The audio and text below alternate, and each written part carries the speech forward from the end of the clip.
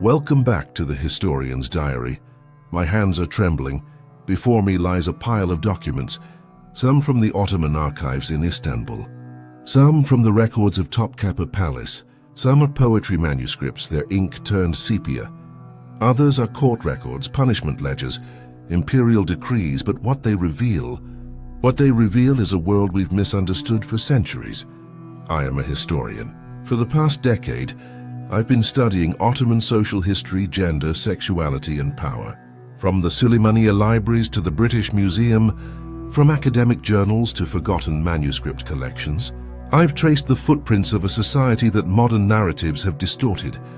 And today I'm going to tell you a story. But I warn you, this story will challenge everything you think you know about the Ottoman Empire and same-sex relations. Because this isn't a story of gay rights or homophobia as we understand them today. This is a story far more complex, far more nuanced, and far more human than any simplistic narrative can capture. It was a spring evening in 1590. Istanbul glowed under the setting sun. The gardens of Topkapı Palace were filled with the scent of roses and jasmine. Inside the Enderun, the palace school, young pages were preparing for the evening. When I close my eyes and read these documents, I can almost hear their voices. The rustle of silk robes, the sound of lutes being tuned, the whispered conversations in darkened corridors, because in the Enderun beauty was currency, youth was power, and desire. Desire was everywhere, yet nowhere officially acknowledged. Let me introduce you to someone. His name appears in the palace records. Let's call him Mehmed. He was 16 years old. A palace page. Beautiful, they said. Dark eyes, smooth skin, graceful movements. Palace officials recorded, Mehmed assigned to the Sultan's chamber. Commended for his service and deportment, but what the records don't say, what they carefully avoid saying, is what everyone in the palace knew. Mehmed was loved. By an older official, by a pasha, perhaps even by the Sultan himself. And this was not unusual. This was not scandalous. This was expected. Write in the comments, from which country are you watching this? Because this story isn't just about the Ottoman Empire. It's about how history gets rewritten. Now let me show you another document, the Venetian State Archives. A diplomatic report, sent from the Venetian Embassy in Istanbul. The embassy secretary who wrote the report states, an investigation was opened in Istanbul between two embassy officials, an inappropriate relationship. Male-male relations. Local authorities were informed, but they weren't very interested. This is your business, they said. We have other matters here. When I first read this sentence, I stopped. I read it again. Then I looked at other documents in the archives, and I realized something. Why weren't the Ottoman authorities interested? The answer is both simple and complex. Because in Ottoman society, homosexuality was not an identity as we understand it today. It wasn't exactly a crime category either. It was a gray area. In the modern world, being gay or heterosexual is an identity, a fundamental part of who you are. Legal rights, social status, family structure, all depend on it. But in the Ottoman Empire, no such category existed. There was no word for gay, no word for lesbian, no LGBT. These are all 20th century Western concepts. What existed in Ottoman society was this. There were behaviors, there were acts, but there were no identities. Sexual relations between two men were called livata, sodomy. In classical Islamic law, it was considered a sin. In theory, it had punishment. But, and this is a very important but, what happened in practice? Most of the time, nothing. Because Ottoman law, especially Sharia law, was based on two fundamental principles. First, privacy is sacred. If something is happening in private, behind closed doors, the state doesn't interfere. Second, no crime without witnesses. 4 reliable witnesses are required. And who can gather 4 reliable witnesses? That's why Ottoman authorities weren't interested in the investigation at the Venetian embassy. Your business, they said. We don't interfere. But now let's get to a deeper truth. Male-male relations in Ottoman society didn't just exist, Actually, they were quite visible, especially in a specific form: young male and adult male relationships.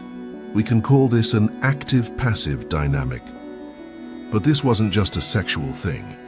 This was about power, status, and patronage. Let's return to the Enderun. The Enderun was the palace school inside Topkapı Palace. Here young boys, most 13, 14 years old, were taken, educated, trained.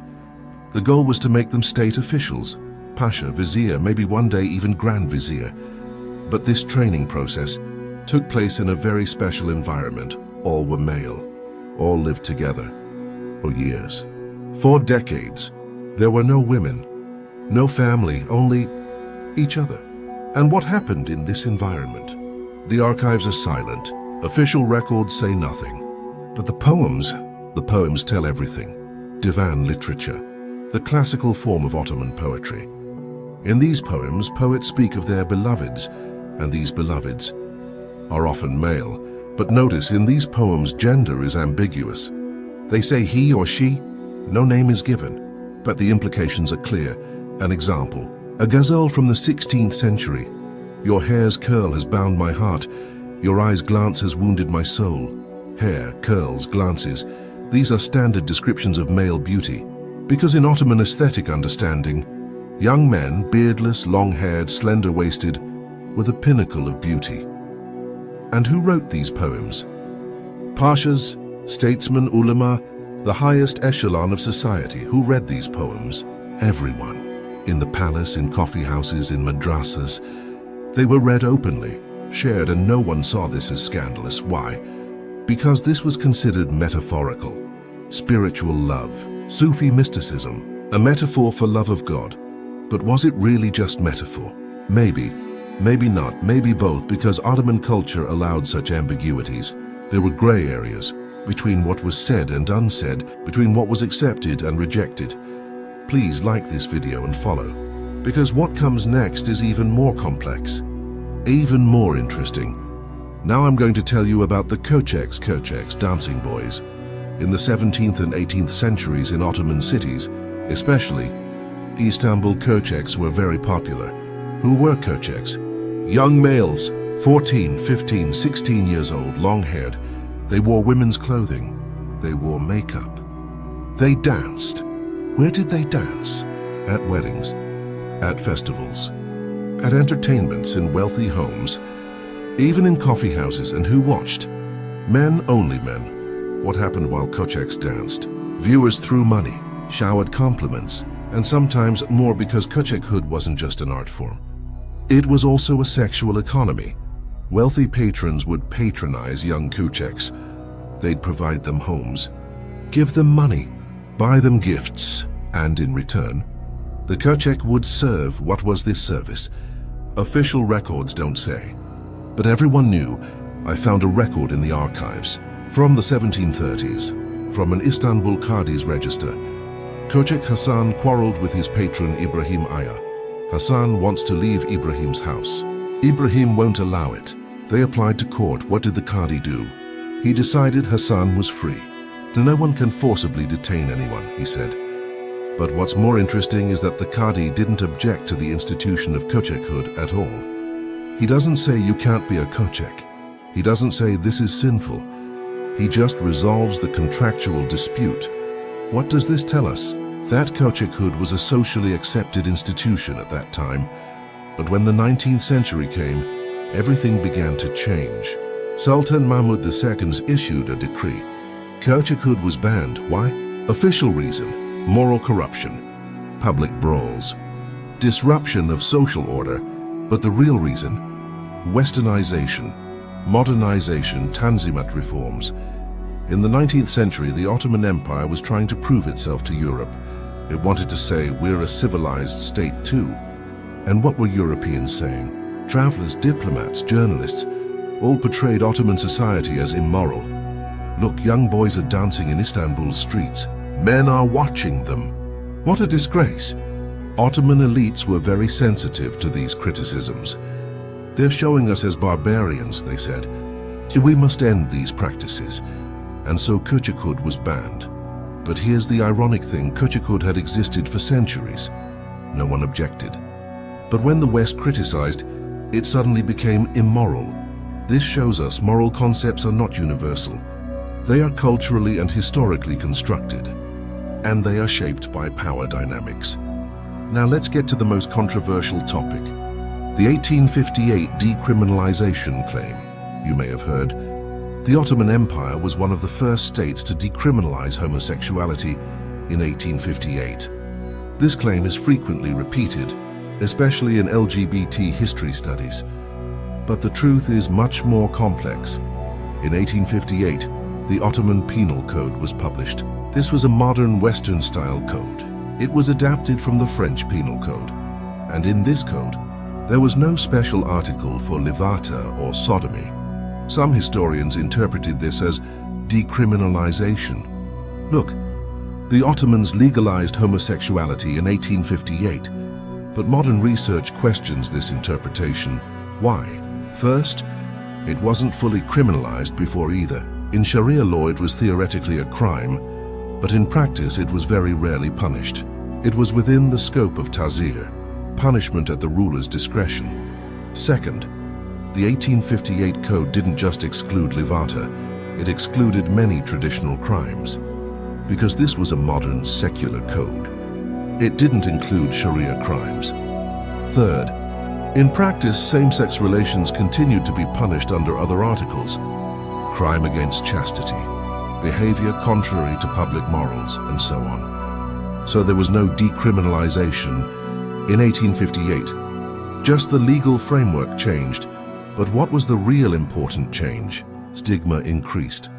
Throughout the 19th century, Western medical discourse began entering the Ottoman realm, and this discourse defined homosexuality as an illness, a perversion. Ottoman intellectuals adopted this discourse. Newspapers began writing, "Moral degeneration, social disease.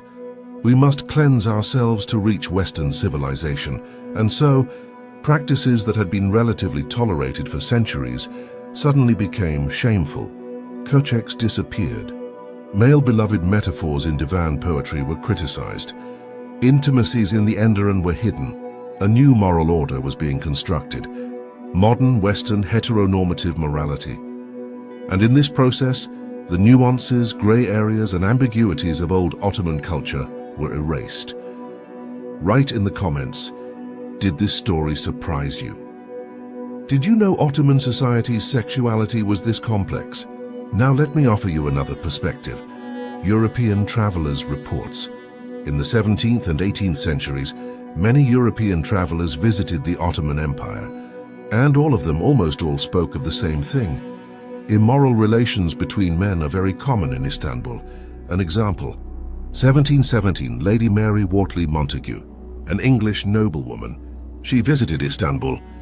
In her letters she wrote, "Among Turkish men, there is a passion for young boys.